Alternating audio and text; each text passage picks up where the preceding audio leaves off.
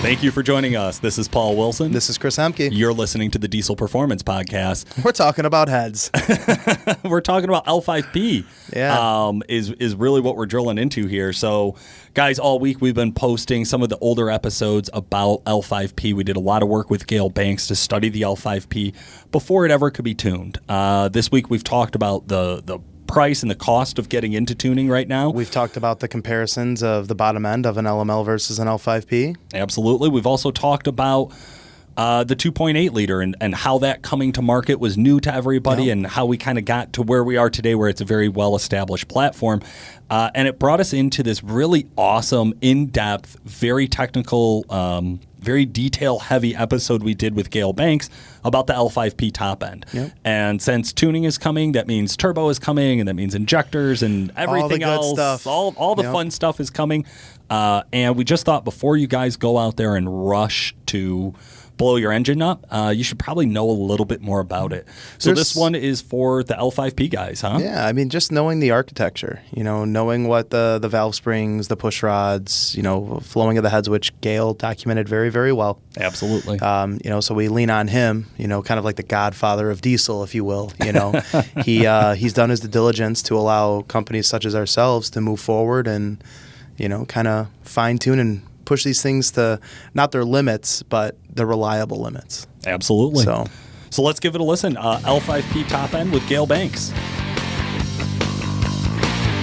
Thank you for joining us again. This is Paul Wilson. And I'm Nick Pregnant. And you're listening to the Diesel Performance Podcast. Today, I am really excited.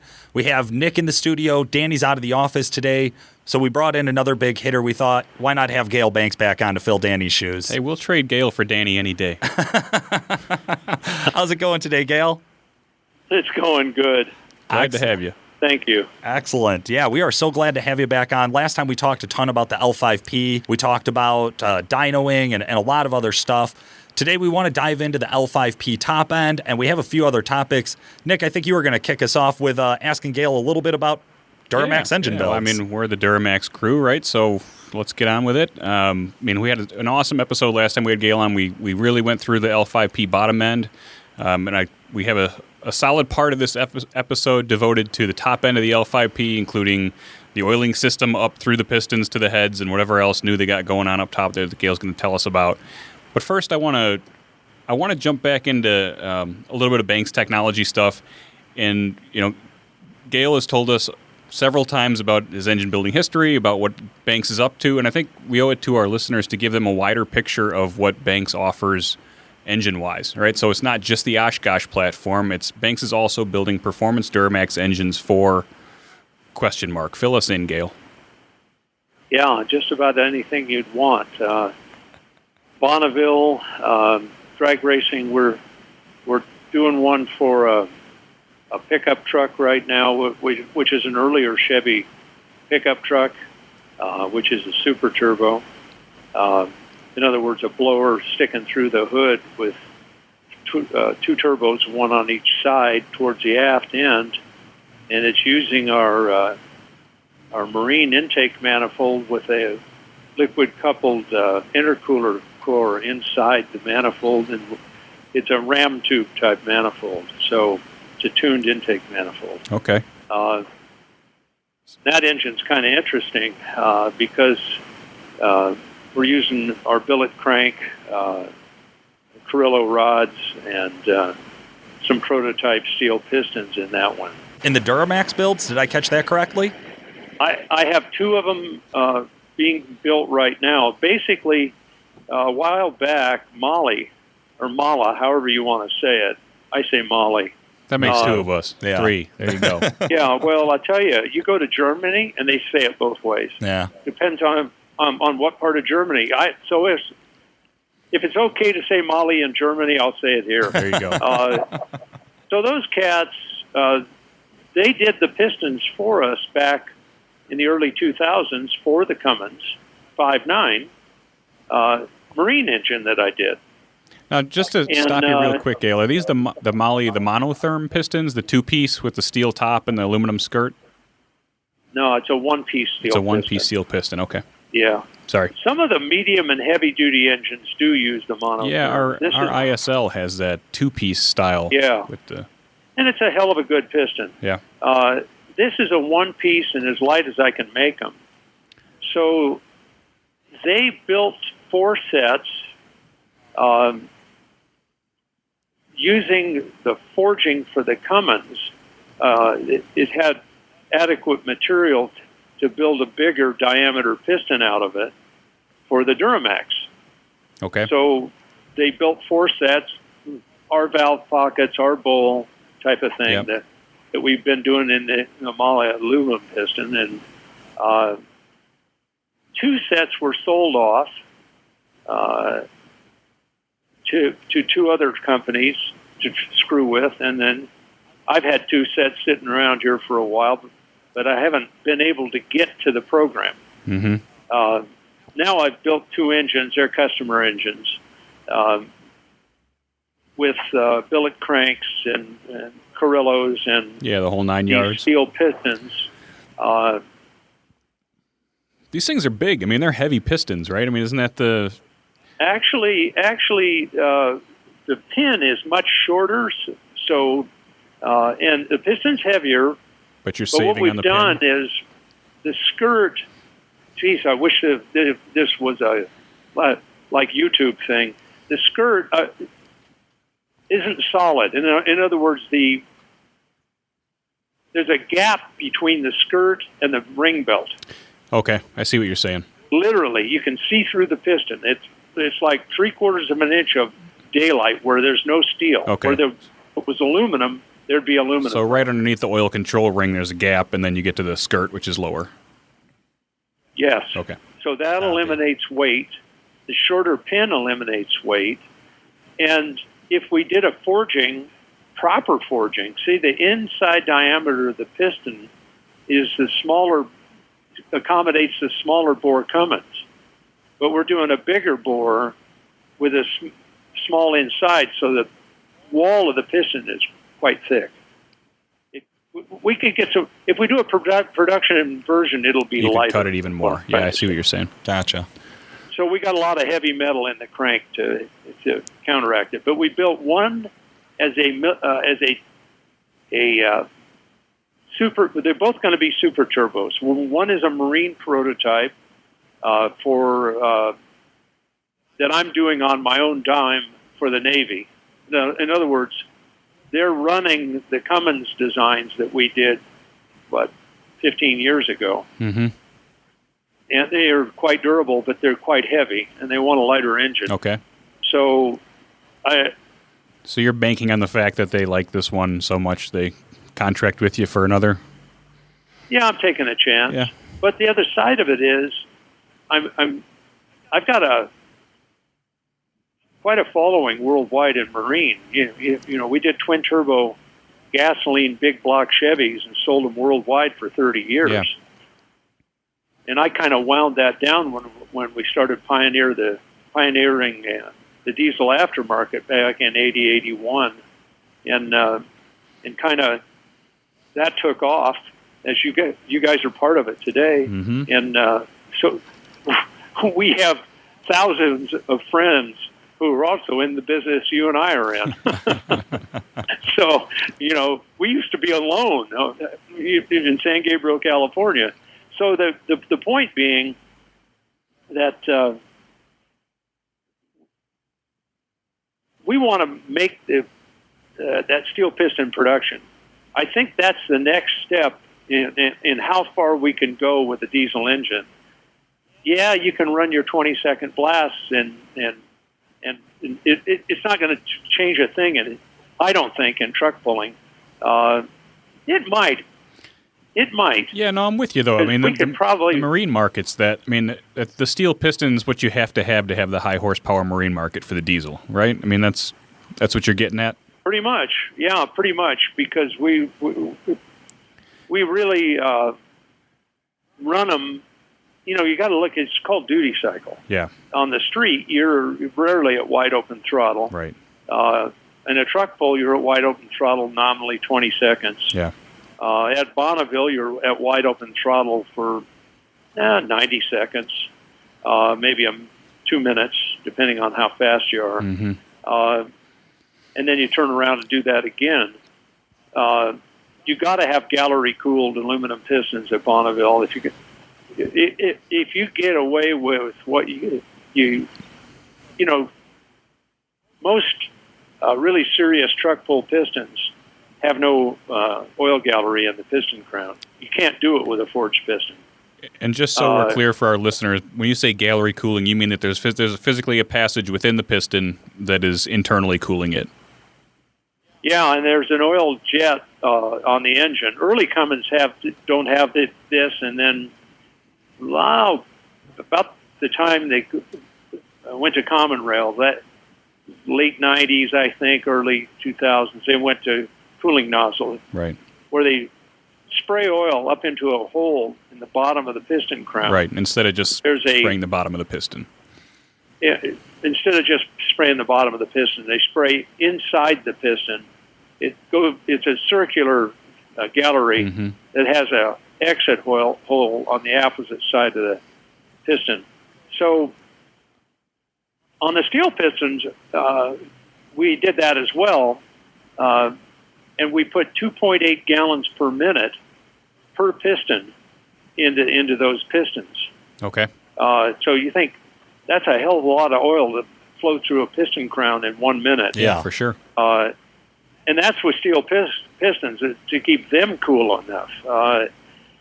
The new Duramax L5P is around a gallon a minute. In fact, I had my oil distribution analysis around here somewhere.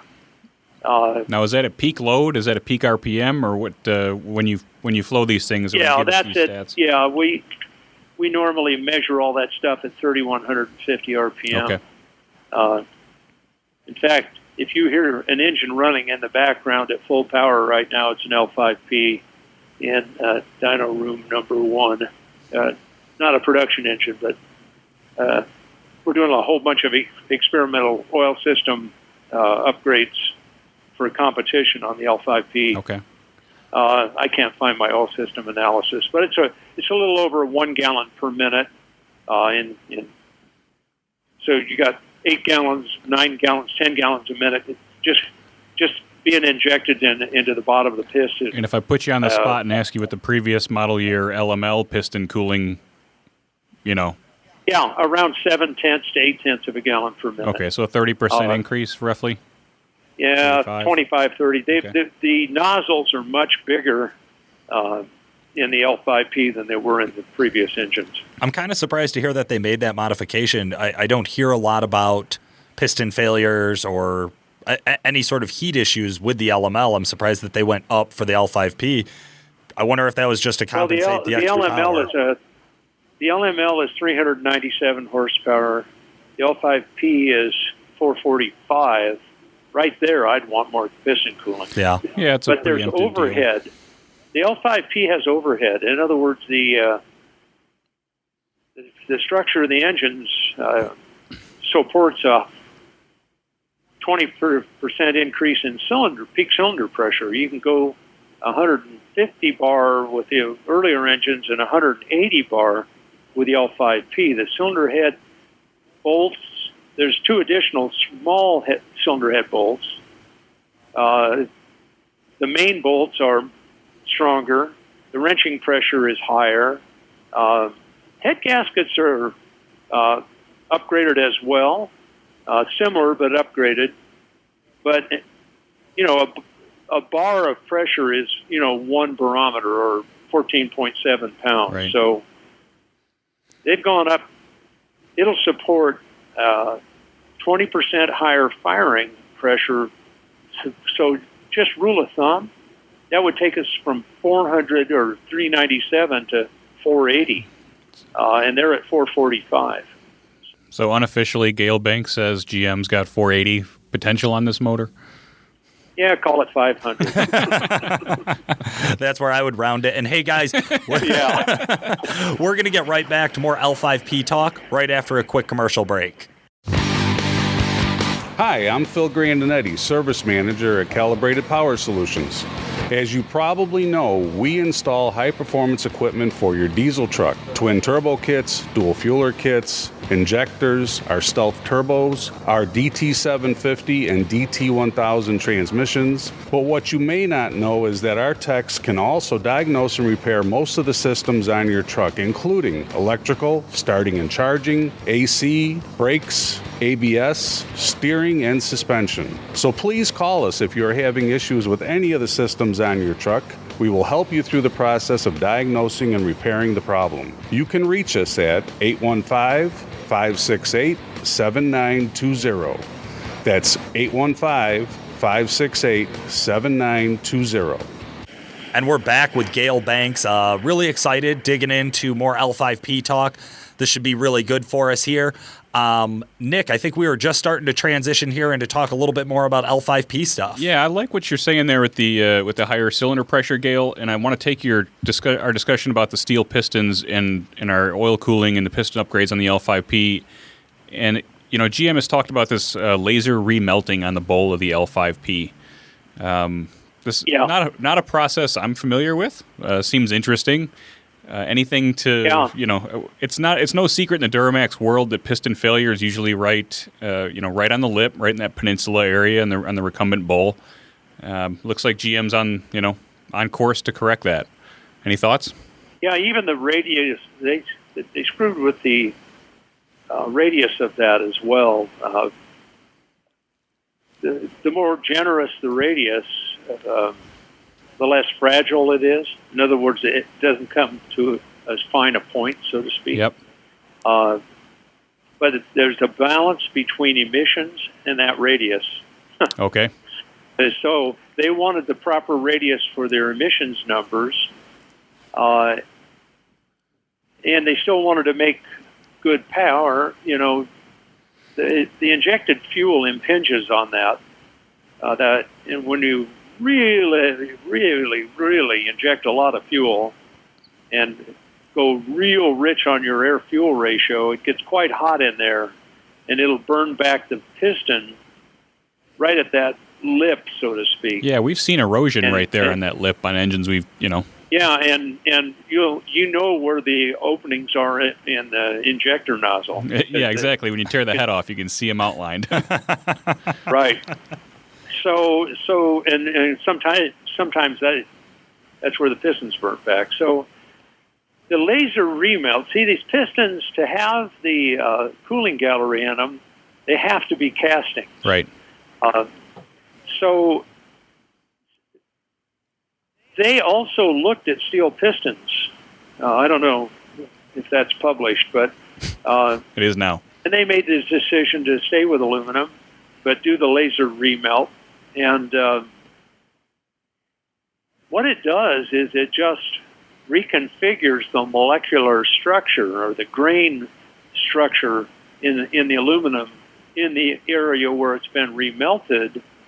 And as a consequence, it'll take higher temperature in that remelt area. So they remelt that, and then they machine it. Okay. So it all looks pretty uniform when it's done. It's hard to tell where it starts or ends. Okay. But it definitely makes a piston more durable. The other thing they've done on the piston to make it more durable is they've increased the diameter of the wrist pin. So, and the piston, to accommodate that, they had to make the piston longer, right? The bigger wrist pin. So they raised the deck surface on the engine, that being the distance from the center line of the crank to where you bolt the head on to the deck. So they didn't have to shorten the rod up. They raised that 4.3 millimeters. Okay. And the pistons are about 4.3 millimeters taller. Okay. That accommodates the bigger wrist pin, and the ring belt can still be the width you want it. And you can still have the skirt stability. Sure, without changing the rod angle and messing with all that side loading stuff.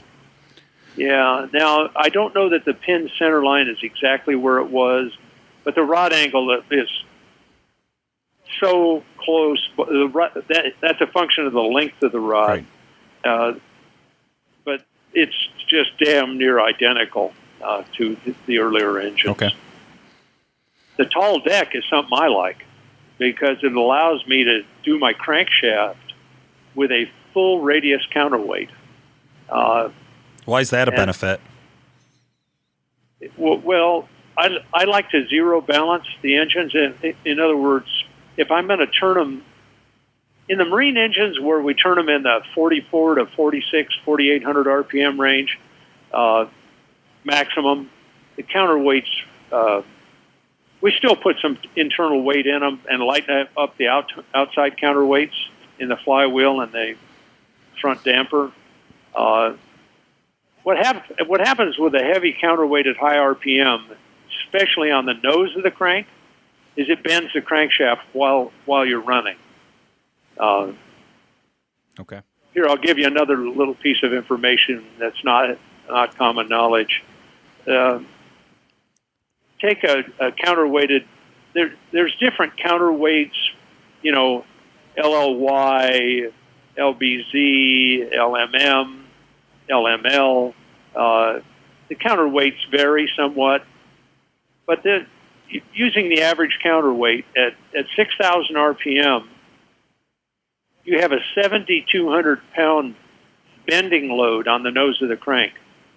Trying to bend the crankshaft, it's like a teeter-totter. Sure. It's like you're pushing down on the crankshaft, and the pivot point is the front main, and you wipe out the second main. It'll bend the crankshaft enough to do that. I've done it with billet cranks. You know, Gale, and I was actually just going to say here, I hate to interrupt you, but we've actually had this discussion with some local engine builders about internally balancing and externally balancing the crank. So you're saying at 6,000 RPM, you're seeing clearly there's a benefit, right, to go one way as opposed to the other. Do you find the same wear at lower RPMs? No, because you can calculate the bending load versus RPM with the full counterweight. I'd say you're pretty safe up to 3,800, 4,000 RPM. Okay. At that point, I start taking out counterweight on the flywheel and on the. I own the oldest balancing shop in the United States. It's called Automotive Balancing Service, and it opened in the 50s. So we're pretty good at balancing. I folded that business into Banks Power probably 15 years ago. So we don't do business as Automotive Balancing Service anymore, but we sure as hell know what we're doing. And, you know, no performance engine that turns, it depends on the amount of counterweight, but in a Duramax, 4,000 is where I'd call it quits. If I were going to run the engine there for a while. Sure. Marine application. Yeah. Yeah. There's a lot of guys who break the crankshaft in the number 1 throw, and sometimes in the number 4 throw. But I haven't seen them break too commonly anywhere else on the Duramax. And the reasons are pretty profound. I mean, remember I told you about the billet crank that I bent at 6,300 RPM. That was with counterweight, and I didn't break anything. Billet cranks are pretty tough that way, but I did bend the crank. I mean, I bent the crank almost a full 1,000. Wow. Anyhow, and wiped out the second main and kind of damaged the front main. So didn't destroy the engine. Did it hurt the crank. Did it bend at that first throw? Was that? Yeah, it bent through there. Okay. Yeah. Now, if it was a standard crank, it probably would have broken Sure. there. Yep. My point is, if you got a counterweight and a standard crank and you turn it hard enough, you'll either bend or break the crankshaft.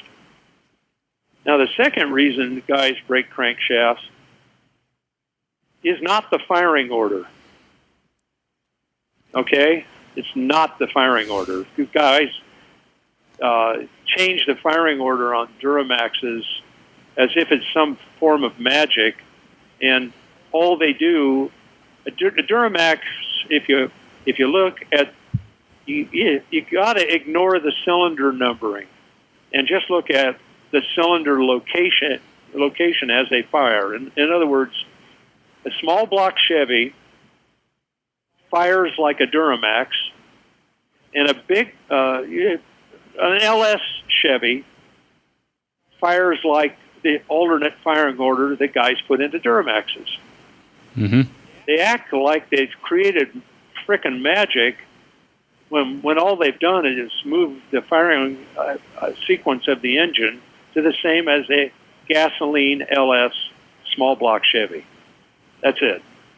So I'm writing an article on crankshafts and firing orders and all of this stuff and crank breakage for Diesel Power magazine. Are you saying that there's no benefit to an alternate firing order, Cam, then? I'm not saying there's no benefit. I'm saying it isn't the reason you break or don't break a crankshaft. Okay. You'd have to be really running a long time to find the difference there. Let me qualify the statement. In my article, I'll explain firing sequence, but let me just tell you this. If you know how a Harley-Davidson V-twin fires, Mm-hmm. they fire. They don't fire evenly.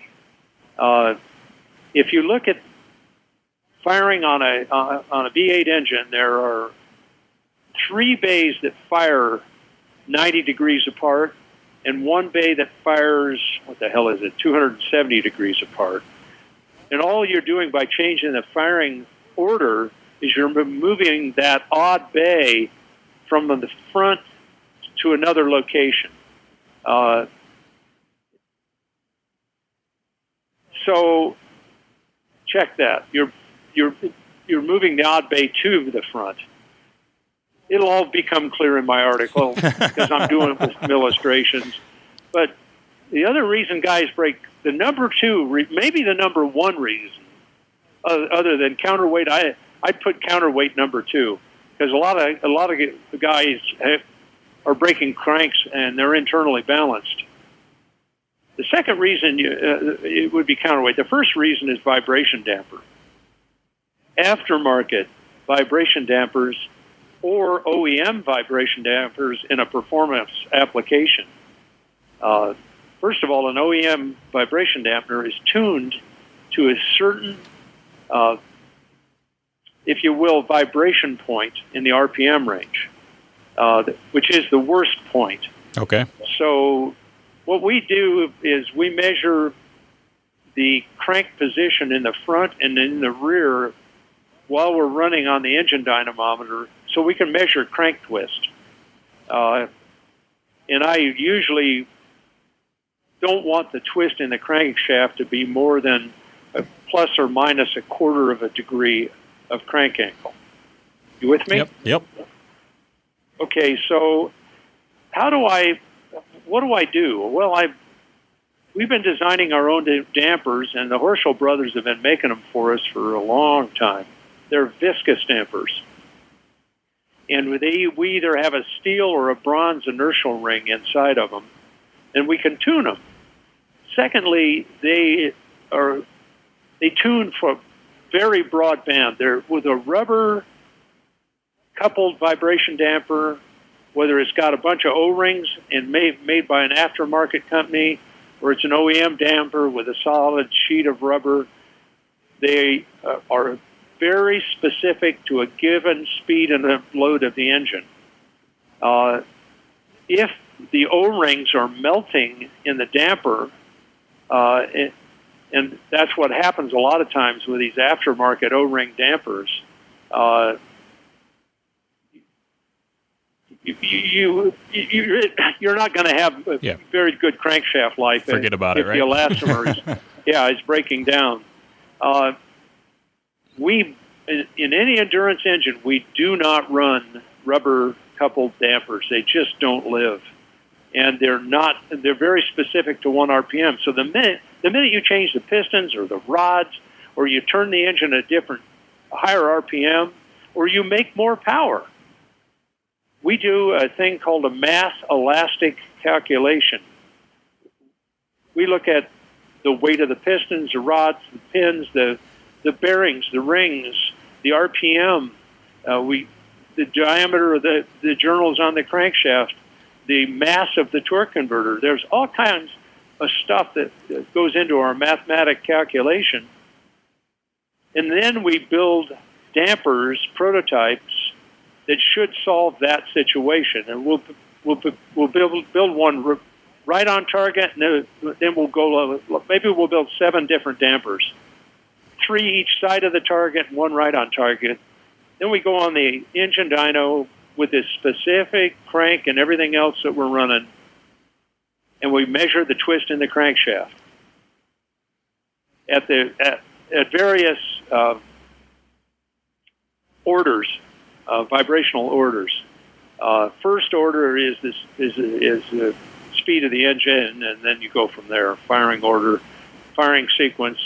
You're firing 4 cylinders per rev, so you've got that vibration order. And basically what I'm saying is we know what the crank is doing, and we tune the dampers to prevent the crank breaking.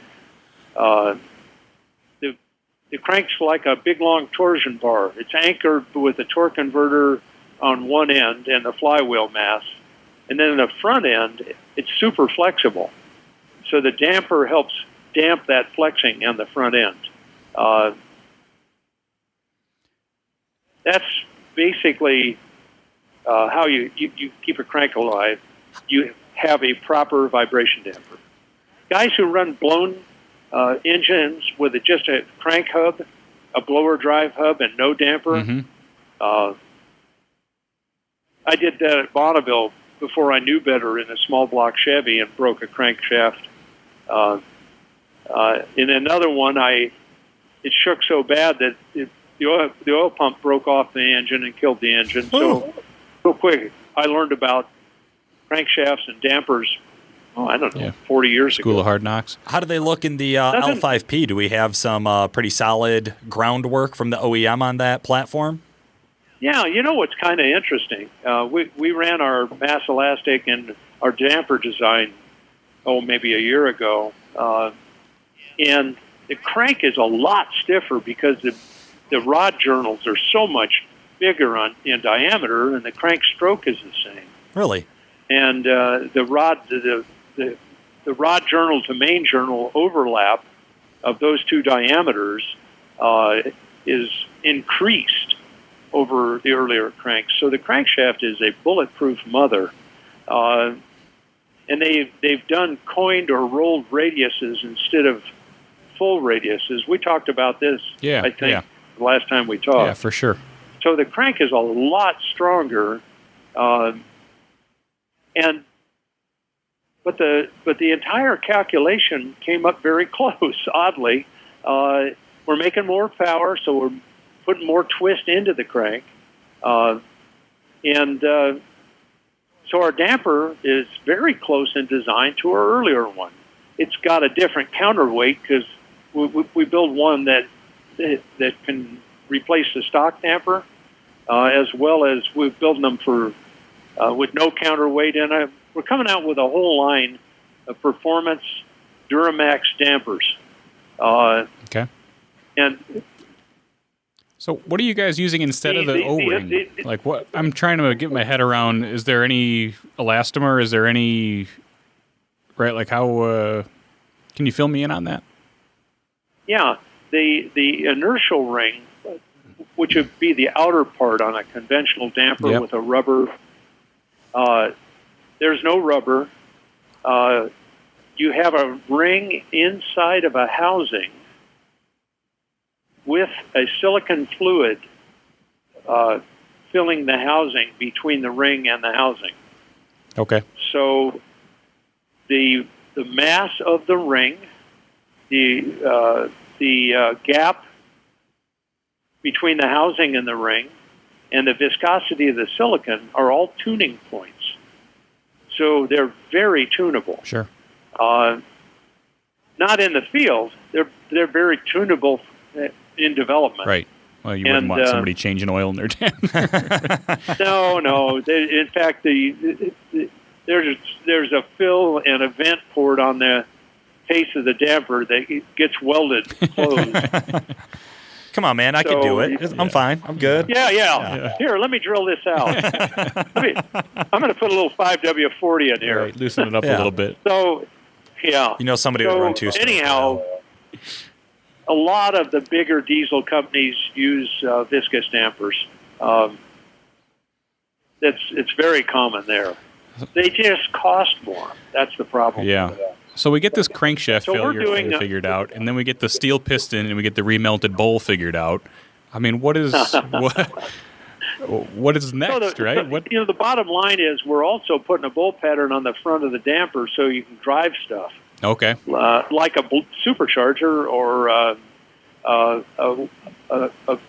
lot of guys run water, The water pump, ice water coupled or whatever. You need a big pump for your intercooler. Yeah. Most 12-volt pumps won't handle it. So, you want to be moving 80 to 100 gallons a minute through your liquid-coupled intercooler. And if you're moving 30 or 40, you're not getting the full effect. Sure. So, anyhow, we're doing a pump drive to mount on the front of a Duramax to run the big intercooler systems. A new double fuel injection pump set up, and there's a bunch of stuff we're doing. Okay. We're doing the same thing for the Cummins. We've just done a new monster ram for the 6.7. You know how those things, if you guys tune a lot of 6.7s, I'm sure. For sure, yep. And the fuel injection line cuts right through the casting down where you bolt it to the cylinder head, where the heaters are. And we went to the guys that make the lines for Cummins, and we designed a new injector line, so it does not interfere with our casting. And then we were able to make the casting flow beautifully with no compromise whatsoever into the intake. Yeah, open up that top end there. So, yeah, so we would call it a monster ram. Nice. I'll send you a picture of it. It's bitchin' looking. We'll make sure we get that link up in our show notes, too, for that, so our listeners can click on it. Yeah, people love that stuff. They eat it up. In fact, I'm just sending one to some guy that runs a dual pump Cummins to make sure that I haven't. It's so darn big in cross section and flows so well. It's got a 4-inch inlet on it instead of a 3.5. Okay. Nice. And it's pure race. It doesn't accommodate throttle. So I do a 3.5 and a 4. Both. Okay. Anyhow, I'll send you a picture of it. But back to the Duramax. I'm drifting around here. That's all right. We were going to start to talk about the upper end on the Duramax. I talked about the head bolting and sealing and the more rugged design. The block itself is about, compared directly to the earlier blocks, I think it's about 9 pounds heavier. But the earlier blocks have bosses on the lower front for the old medium truck mounts. Okay. The top kick and Kodiak. Yeah, the chin mount. Well, those are gone on the L5P. So I'd say there's 12 more pounds of structural high-strength cast iron in an L5P block than there is in an LML or earlier. That's meaningful. Yeah. And hopefully they've got that up in the deck area. I'm sure they do because of the wrenching. If you're going to have more wrenching pressure, more head squeeze pressure on the head gaskets, you got to support the top of the deck can't deflect or distort when you torque down. Right. So they've got the thickness on the deck is what we're looking for. Yeah, I'm pretty sure the deck's going to be stronger. I haven't sawed up a block yet, so I can't tell you, head bang. As far as airflow in the L5P heads versus the earlier ones, and Swirl, they've improved intake, exhaust, and swirl in the engine. Probably the most profound increase is the exhaust port. One of the things about diesel, if I'm really going to get serious with a diesel, I want a lot of exhaust port. Traditionally, the intake ports flow more than the exhaust ports. I mean, that's just how the world works, how everybody does them.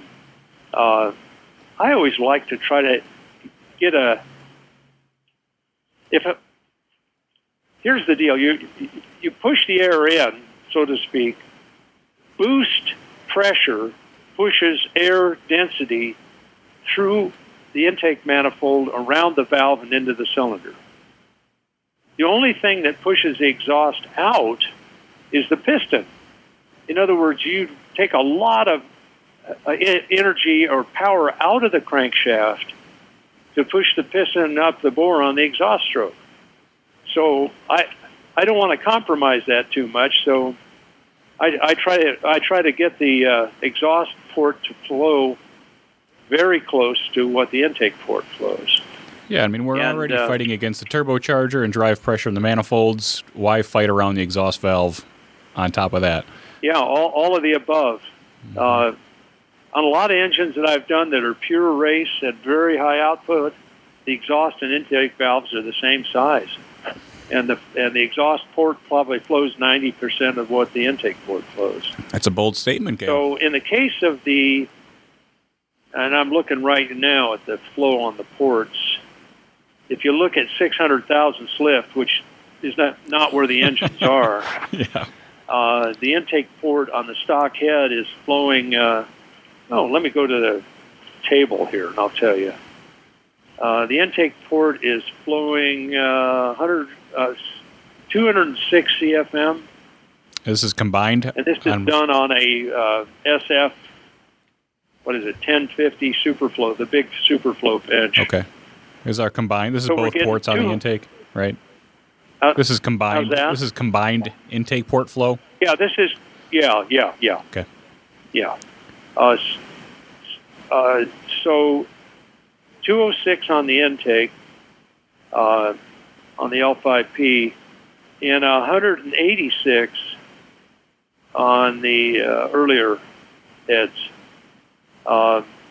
LML, LMM. Okay. They're pretty close to the same. Let me see. Okay, hang on. We're talking. Let me get this straight. Hang on, guys. No problem. It's 187 intake flow on the earlier. Okay, so that's a 9% increase on intake flow.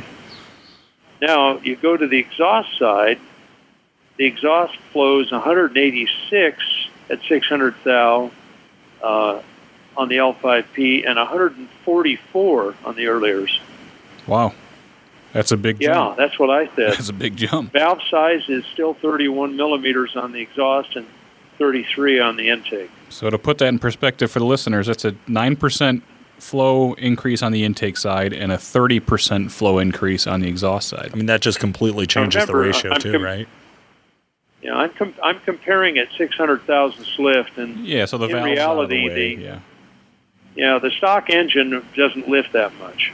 Right. So it's more, I would say, closer to 400,000 if you want to talk. Would it be reasonable to assume that those proportions transfer at 400,000s?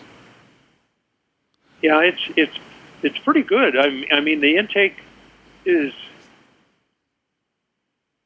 Yeah, it's still, I'm looking at it graphically now. The intake continues to rise all the way to 600,000s, and so does the exhaust.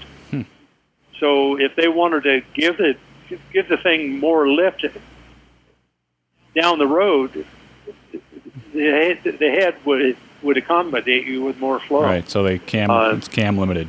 I mean, yeah, you'll get to a point where if you take the valve out of the port, it still flows the same. Right. At higher lift, they'll flatten out. They'll plateau. Now, the part about the swirl really has to do with the use of fuel and the minimizing smoke and maximizing power, essentially. And at the same time, minimizing particulates and emissions and what have you. The Swirl is grossly better from 200 thousandths up to 400 thousandths with the L5P head. It just kicks ass on the earlier cylinder head. How are you measuring that? I mean, what? Just to put that, like, visualize that for us here, okay. so people listening. I'll give you numbers. Yeah. Let me look here at, say, I'll go to 250 thousandths. The Swirl RPM in the earlier head at 250 thousandths intake valve rise is 1200 RPM. In the LMM, LGL, well, they didn't make the LGL, the LML. So 1200 RPM versus 3000 RPM. Wow. That is the rotation of the air in the cylinder. Yeah. Hard to believe, huh? Yeah, that is a wild difference. How do you even... Now, let me tell you why that is so good. And most guys who port cylinder heads absolutely destroy the Swirl. They just go for the flow numbers. Swirl is good because when you inject diesel fuel into cylinder, you inject it right at the center of the bore towards the outside of the bore. As the diesel droplets of fuel move through the air, they're burning. It's like they don't explode. They're not like gasoline. Diesel burns from the outside in until you've consumed it completely. If the fuel droplet runs out of oxygen, by that it can do that two ways. It either slows down because it doesn't have enough momentum, or that's the reason we've gone to higher injection pressures is to get smaller particles but still maintain momentum. So they keep moving through the air in the cylinder and burning like you're peeling an onion. That's the closest. In a spiral motion. I could give. I'm with you. You're burning layers of molecules off as it moves through the air. Sure. If it stops and uses up the local oxygen, then particulate. Then you've made a little tiny briquette. I think if you got enough of these, you could make a hamburger. Put them in your barbecue and make a hamburger. There you go. So you've got this fuel particle that's been heated in the absence of oxygen. That's how you make charcoal. And that's what's going out the pipe. That's fuel energy you never used.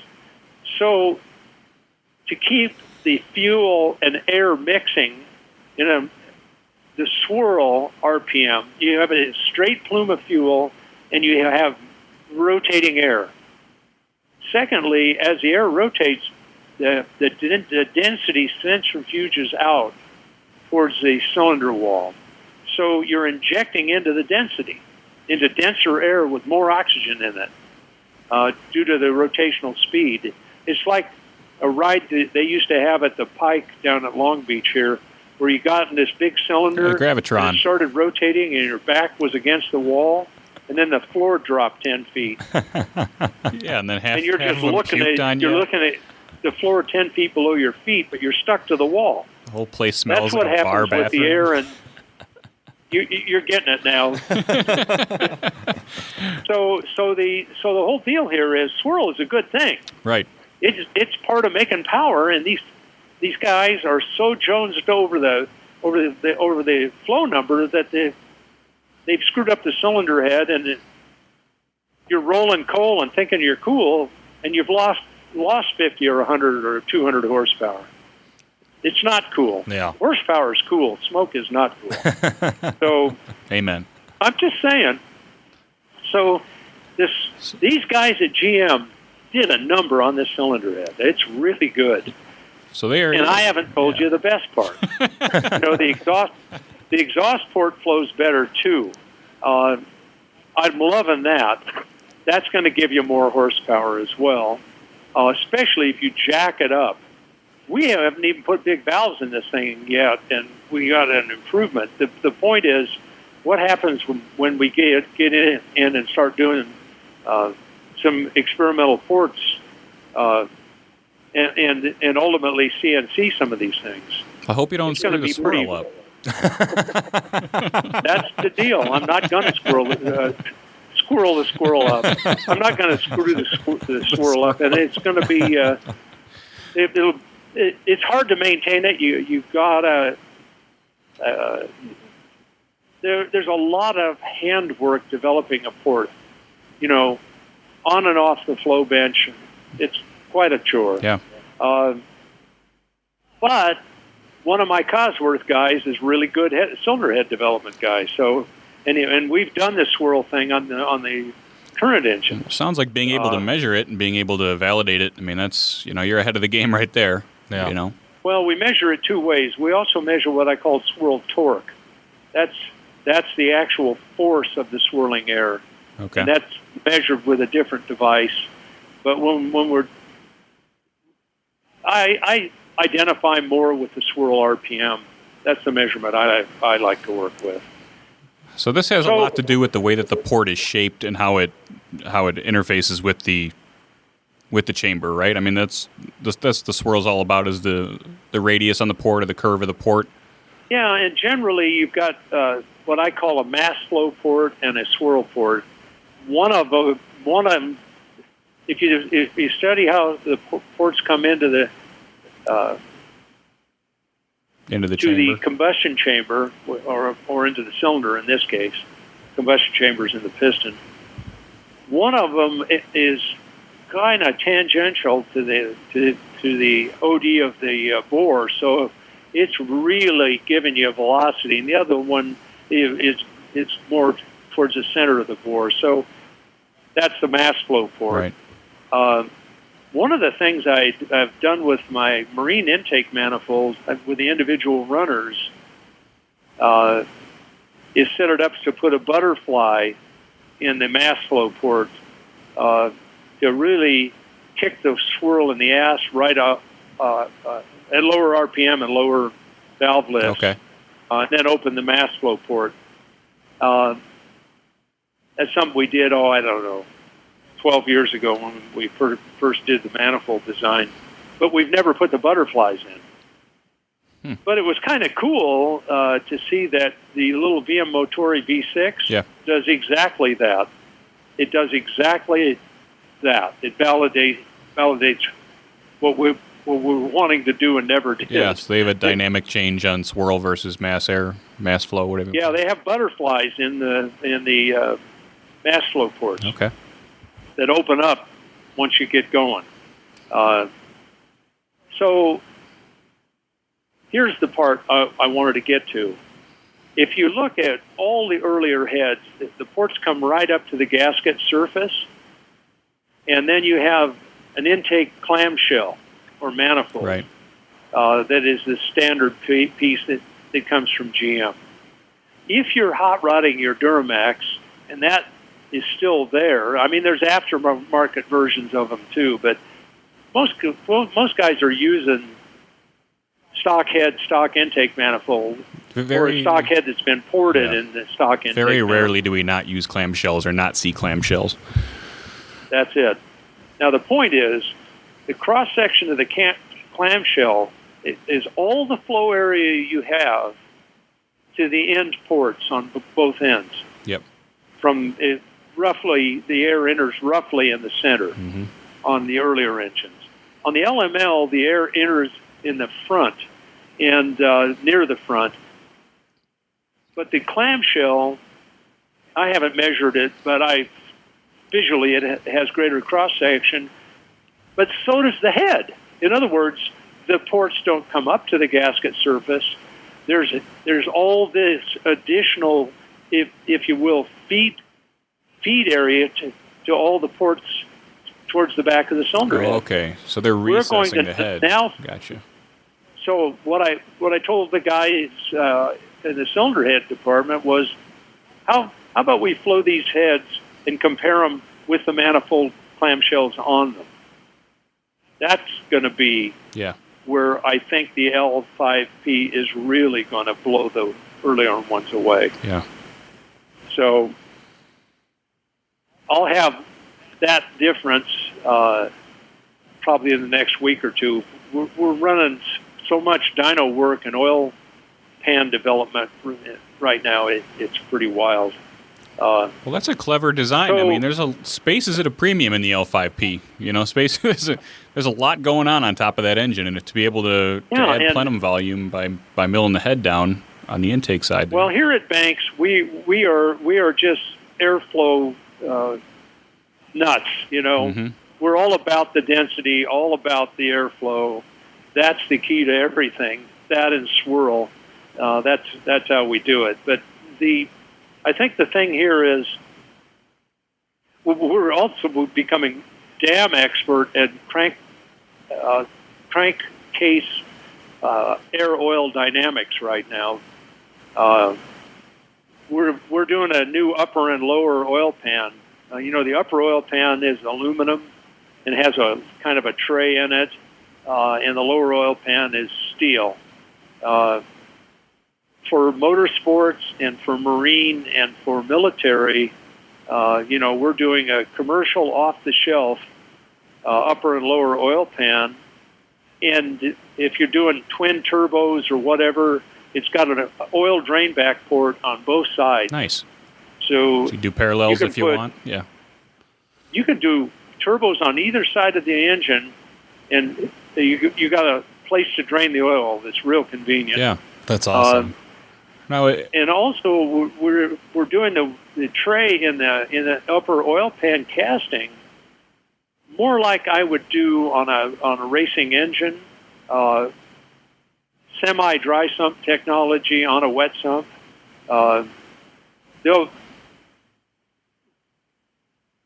This is something that isn't finalized, but what we do is we run the engine on the dyno. And we have a sight glass, like an old style coffee maker, to see how much coffee's left in the glass. Okay. One that holds like 100 cups of coffee. Yep. You've seen them. Yeah. We put those things on the sides of the oil pans, so we can measure how much oil is in the pan when we're at full sewing.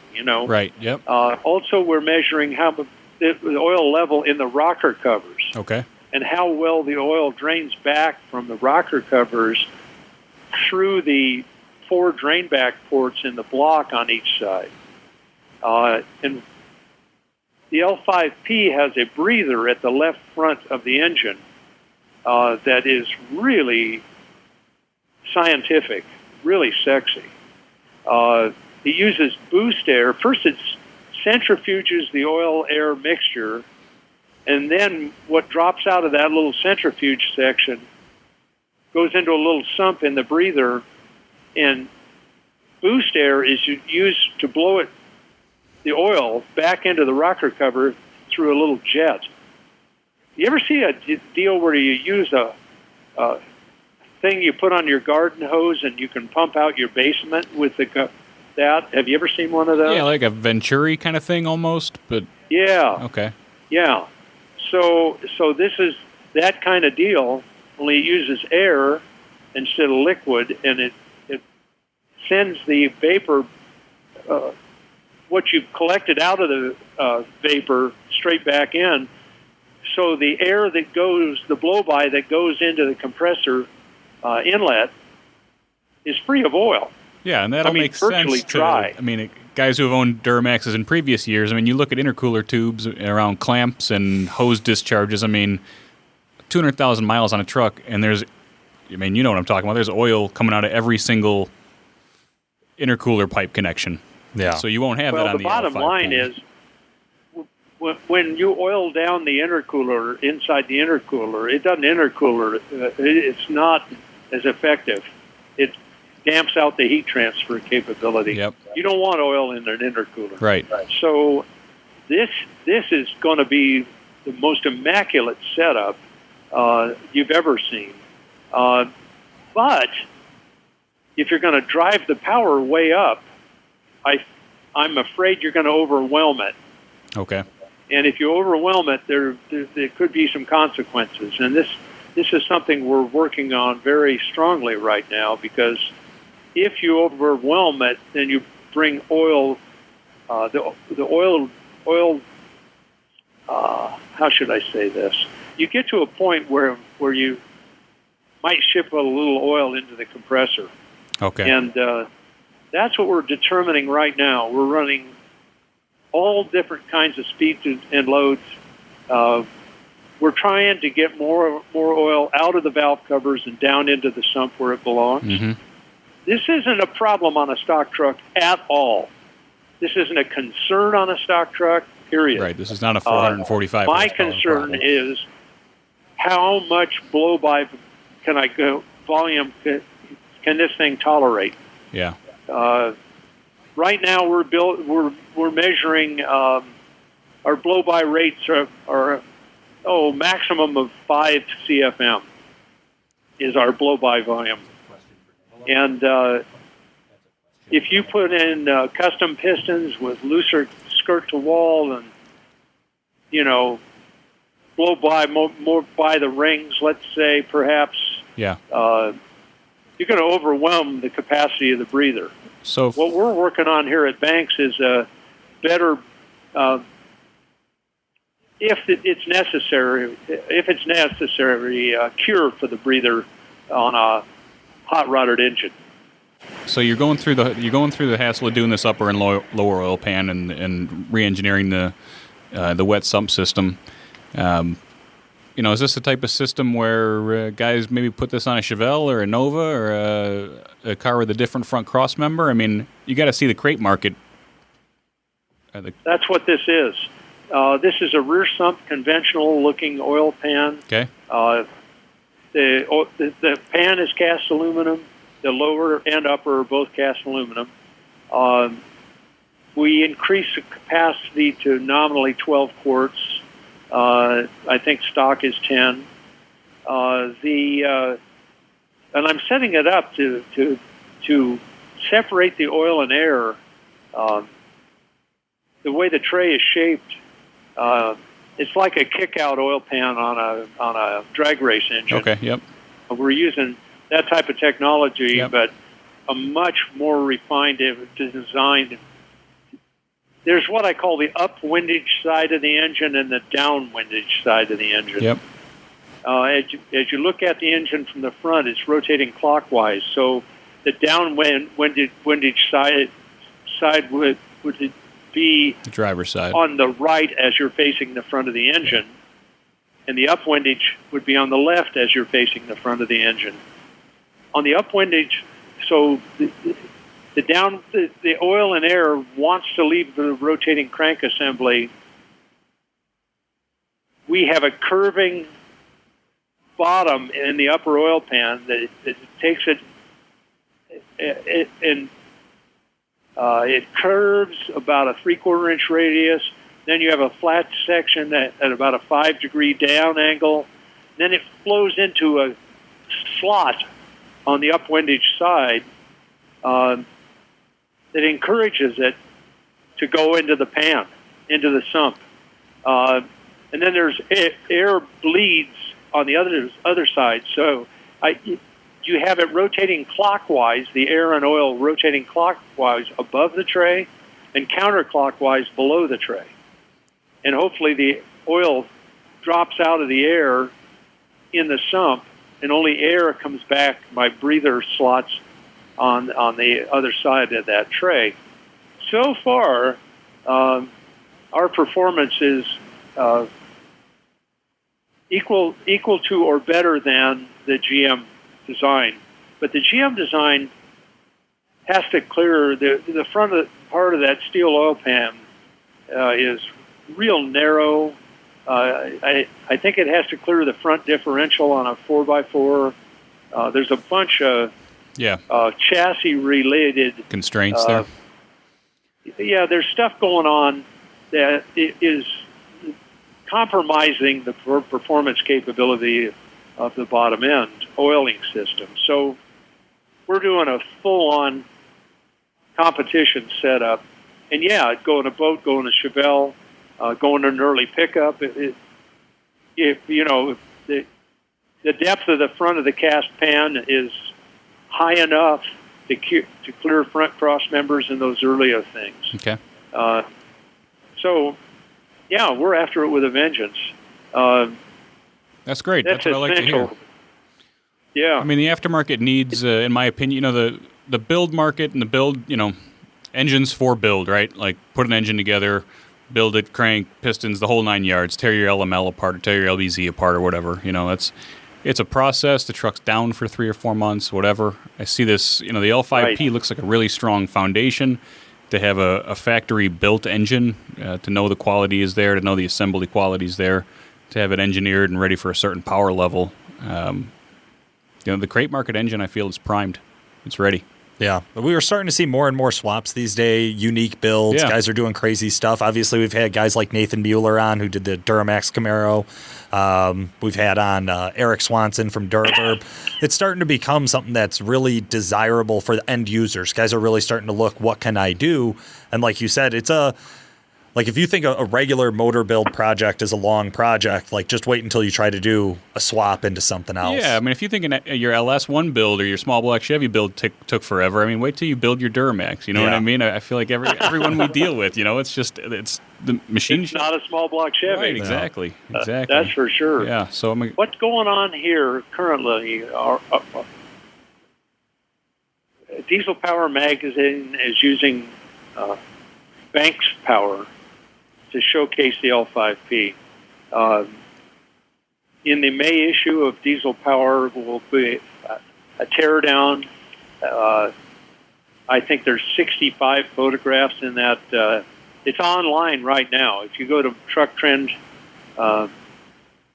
magazine.com or whatever they call it, and go to Diesel Power, you will see the article on the teardowns. We'll put a link to that in our show notes. And we're going to follow that up with we're going to take the same engine, build it back stock. Okay. We're going to qualify the clearances. We're going to check the balance, just make sure it's perfectly happy. Yep. We're going to fit a performance damper. I don't want to be screwing with anything, so we'll fit our probably one of our military prototype dampers. It'll probably be about 90 days before we have the commercial aftermarket damper for that engine. So, and we're going to find the limits. We're going to find the limits of the pistons. We're going to find the limits of the stock turbocharger. We're going to do all of it. I think the first limit we will find will be the stock turbocharger. We're going to run out of turbo before we run out of engine strength. These things got a lot more oil pump, a lot more water pump, and a lot more oil cooler than the older engines. So it'll handle more thermal load and not kill itself. Yeah. But we're going to find the limits. It'll all be in Diesel Power Magazine. They usually do the stuff online first, and then they do it in print.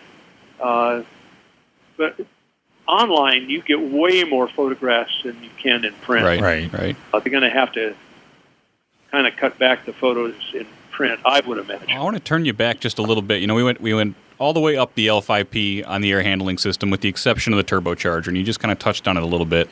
And this is the first engine from the DMAX program that, in a long time, since the iHigh, that's broke from the tradition using Garrett variable vane technology, and we're on Borg-Warner stuff now. We're on Borg-Warner. The Borg-Warner stuff has different variable geometry design. It can take, I think, maybe 100 to 150 Fahrenheit higher EGT sustained. It's, the L5P is a high EGR engine, as are most modern diesels. Mm-hmm. And what does that mean? Well, it means the compressor turbine match is optimized for that. So we're watching drive pressure, and we're watching boost air temperature as well as pressure. In other words, we're watching air density from the compressor. we will map the air density versus load that the compressor produces, and we'll map the drive pressure, and we'll be measuring the RPM of the turbo. And basically, I think we're going to run out of turbine before we run out of compressor, is what I'm saying. Yeah, it's a pretty... when the drive pressure starts going for the moon, you're out of turbine. Right.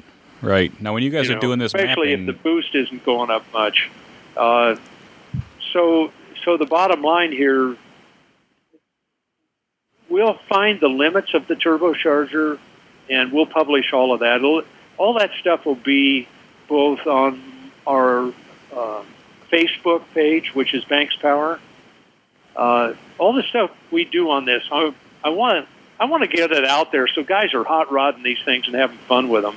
Then I want to sell them some pieces. Right. I want to sell them Banks Power stuff. But the bottom line is, why keep it secret? Yeah. So the Facebook, Diesel Power Magazine, Truck Trend. There'll be some stuff over at Diesel Army online, and Diesel World. We're going to be doing stuff with Diesel World as well. So this is, the next 3 years out here at Banks, we've won the damn military business. It's the biggest thing of my lifetime. But it's not near as fun as talking with you guys in Hot Rod. That's what it's all about, man. Banks 2.0 in full force. I love it. Yeah. I love it. Gale, before we wrap up here today, because we do respect your time and you have been just a wealth of knowledge for us, anybody else that you want to give a shout out to or any final comments about the L5P that you can let our listeners in on? Well, you mean in terms of GM or... Just in general, any other information you want to share about the L5P for guys who are maybe thinking about upgrading from their LML or LBZ in the past?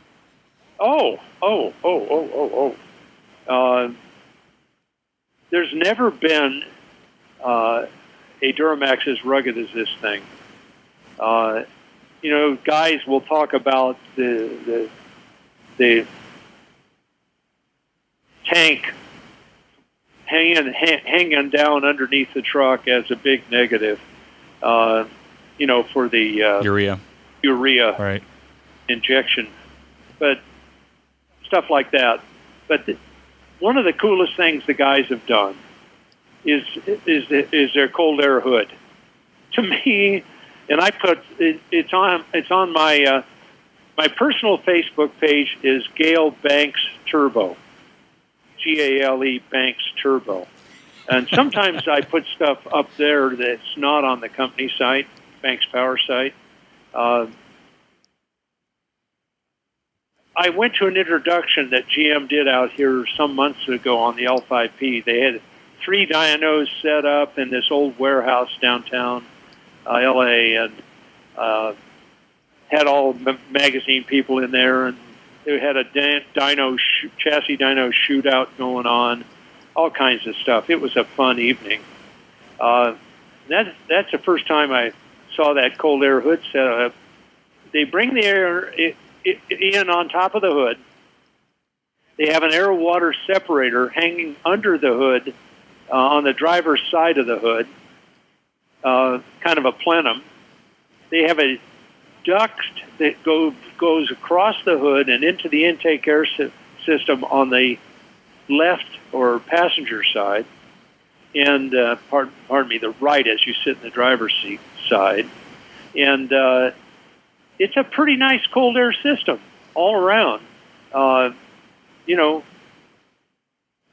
a ram air nut. I've been doing it since the 50s. So it's a... There's definitely some time spent on that. I mean, Civics or Duramaxes, I love a hood scoop. You would, Paul. You would. Well, yeah. It looks pretty cool cosmetically. So the deal is, we're going to measure the density gain through that system as compared to an earlier style truck. Okay. And that we'll be putting all this stuff on Facebook. That's my main. Oh, or the guys can come to bankspower.com and sign up for our Banks Insider feed. There you go. That Banks Insider is where everything will be. I mean, the stuff I put on Facebook will be reposted on Banks Insider. If you sign up for it, we will not try to sell you stuff. Totally true. I signed up for it. Just It's good information. stuff. Okay. Yeah. Just like if you sign up for our blog. It's been kind of thin the past few months because we've been thumping on the L5P, but it's coming back with a vengeance. And also on Power Auto Media, my entire career is there right now. And it's been posted. They did an article, came out here and did an article on my career from 1956 forward. No big And deal. a lot of pictures. Lots of pictures. So that's on Gale Banks Turbo on Facebook in my feed. Very cool. So lots of stuff to see. And I think the next time we talk, we ought to talk about the results. So what we get off this L5P build. I think we should probably do a video podcast next time, maybe from Gale Banks Dyno Cell. I don't know. I'm just thinking out loud. Yeah. We can always Are you guys going to go video? Are you going to do video? I think we should come on site and do some video, Gale. I don't know. Yeah, I think I can It's fit that on. in my schedule. Hey, it's on. If you want to do it, come on. All right. Let's do it. Love it. Well, Gale, Rich is, We gotta keep- Rich is smiling over here. yeah, our producer Rich is smiling. I just immediately found availability in my schedule. That was amazing. Turns out, yeah, my social coordinator said it was okay already. Great. But yeah, Well, let me lay it out for you. We could also go out to the NHRA museum. My whole career is in that museum Check out as some well. cool stuff out there. Hopefully, there's something interesting there. And if you're into music, jazz, blues, or any of that, I have a Monday night jazz hang. I go over to Mount Washington to a buddy's house, and 9 people are playing jazz there every Monday night. oh my God. That And I is mean- part of the, yes, that's definitely going to be part of it. If you're at all into that kind of music, it is a life experience. Sold. So Deal. I'm in. if you're coming and you want to go to the jazz deal, then plan on Plan a Monday. being here Monday night. All right. We'll go. All right. Sold. Well, You're on. Well, now that we just booked that, I can wrap up the show. Again, Gale, thank you so much. Again, just as always, really amazing to have you on. We definitely appreciate you and your time. Yeah, absolutely. It's been a great content. I mean, to go through the whole top end of the L5P, I think we got a lot of wheels turning out there for gearheads, man. They're trying to figure out how they can get this motor in their next build, or what they can do to finance this next truck. And we got a little Cummins in. Yeah, a little bit for the Yeah. inline guys. Yeah. Nothing wrong with that. Well, You guys tuned the shit out of Cummins. I'm sorry. I swore, didn't I? that's never a fucking problem. Well, to everybody who listened this far in this podcast, thank you from Gale Banks. Right on. Right on. That's so awesome. This has been Paul Wilson. I'm Nick Prignitz. Thanks for listening. The Diesel Performance Podcast is brought to you by Calibrated Power Solutions, home of DuramaxTuner.com. Calibrated Power develops emissions-equipped calibrations for a wide variety of diesel powertrains, including Duramax, Cummins, Power Stroke, John Deere, Case, New Holland, and many more. For more information and the best customer service in the industry, check out calibratedpower.com or call 815-568-7920. That's 815-568-7920. If you'd like to contact the podcast, send us a message through Facebook or email Paul at DuramaxTuner.com or Chris at CEHMKE@DuramaxTuner.com. Hey, thanks for listening. Your feedback is appreciated. Please rate and review us on iTunes, subscribe on YouTube, like us on Facebook, and by all means, let us know if you have any ideas for a podcast. We'd love to hear from you.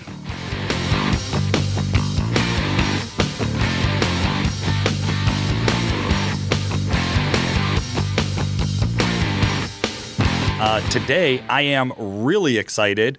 We have Nick in the studio. Danny's out of the office today. So we brought in another big hitter. We thought, why not have Gale Banks back on to fill Danny's shoes? Hey, we'll trade Gale for Danny any day.